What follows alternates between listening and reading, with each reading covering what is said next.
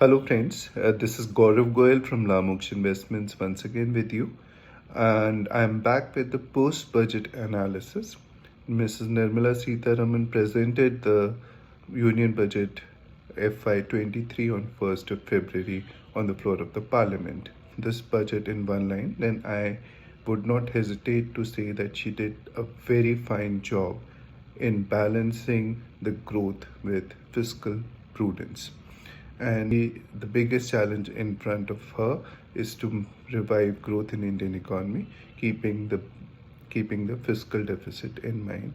And she's done a really great job. So first of all, let me come to the budget maths. And I had presented some scenarios to you in my last briefing, and I must say that we were right on the money when we had spoken about it. The overall expenditure figure for this is 45 lakh crores, and this is what we had estimated. And precisely the figure is just about matching that. Revenues that government would have, tax revenues, would be about 33.6 lakh crores, and the net tax receipts would be about 23.3 lakh crores after taking 10.2 lakh crores of share of states from gross revenues. So overall, government would get 23.3 lakh crores. The income tax collections, as I had predicted, would be in the range of 9 lakh crores, corporate tax in the range of 9.2 lakh crores, and GST collections would be about 9.6 lakh crores. Please note that these GST collections do not include the state GST collections, and hence this figure is about 9.6 lakh crores, while the monthly figure that you read every month is about 1.5 lakh crores, which makes it around 18 lakh crores.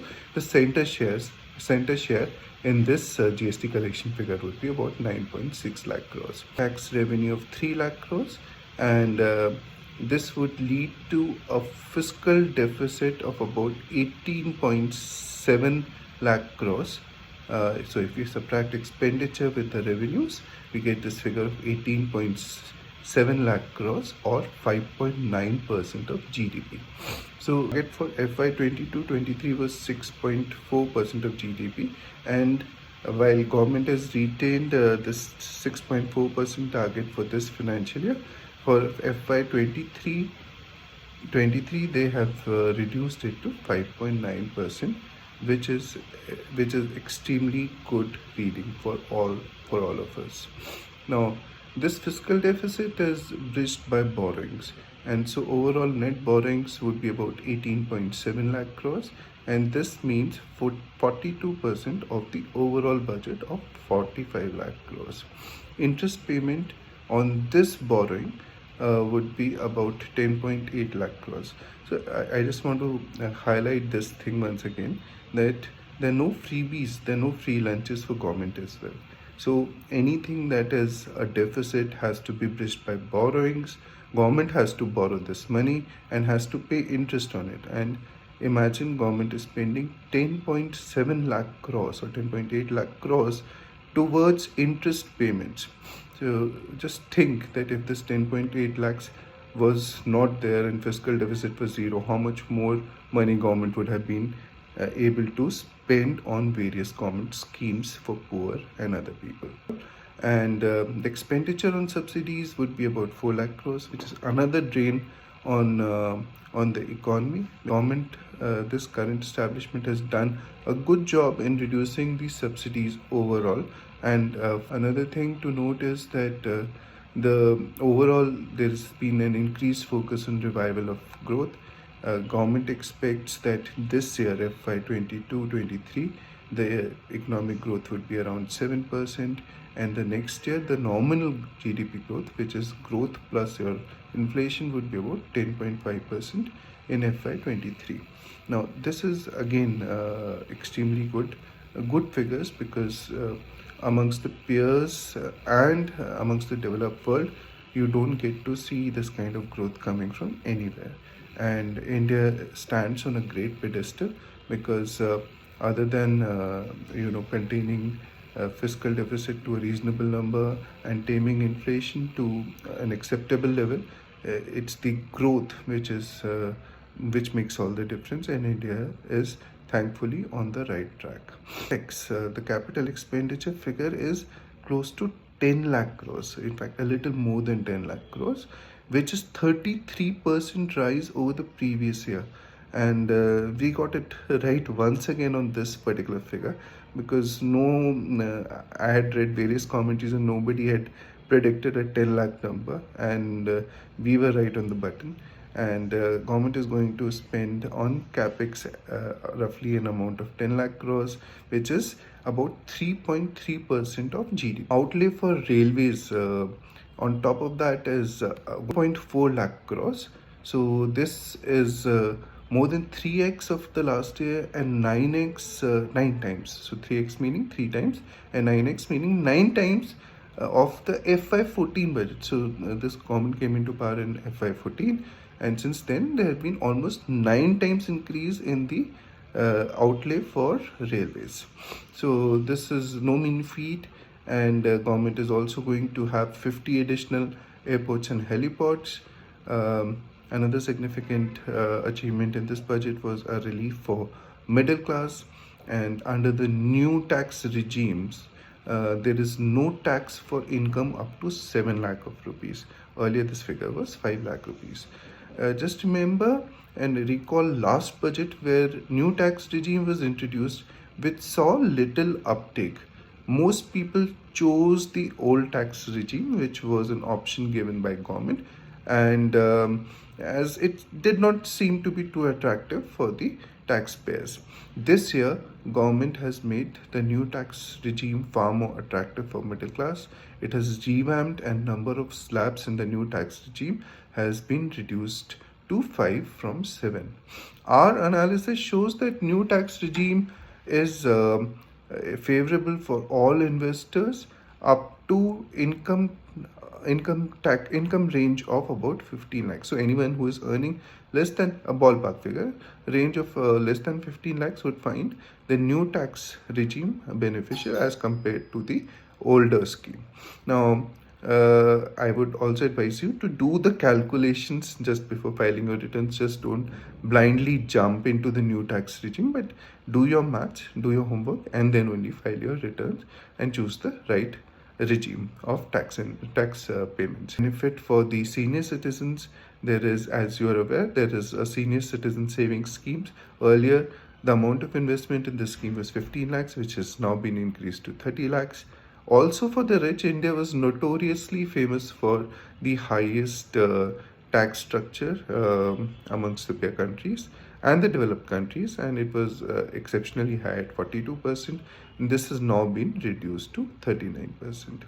So overall, these were the main tax proposals. There is no provision for further bank recapitalization, and this exhibits inherent strength of the banking sector. As you're all well aware that we were saddled, banking sector was saddled with huge amount of debts, and now these debts are within a very, very reasonable limit, and the banking sector can manage all of them on their own without really government help, as we had predicted, and also what the corporate India wanted.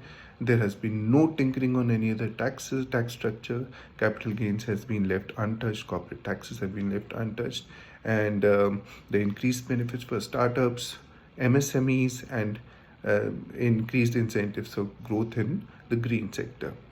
On the flip side, if I have to point out a few things which were slightly negative, but I mean, these are obvious that something would not find favor, and one of the sectors was the life insurance sectors, where government has decided that any aggregate insurance premium payment of 5 lakh or more, the returns would be taxed in the hands of the investors. So basically what government has tried to do is that life insurance policies for HNI customers would uh, be more or less at par with the mutual fund instruments.